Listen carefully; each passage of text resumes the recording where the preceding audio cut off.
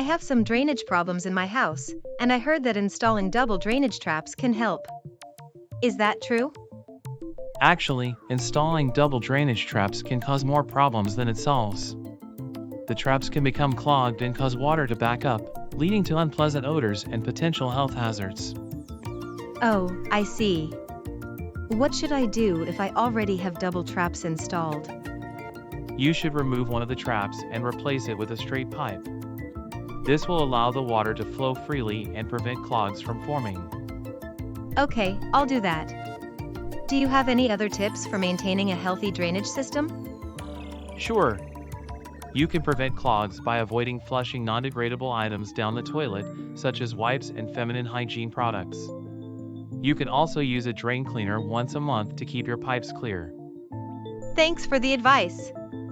Is there anything else I should know about drainage systems?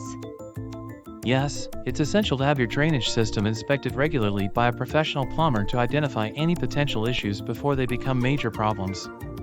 And always make sure to hire a licensed plumber for any repairs or installations.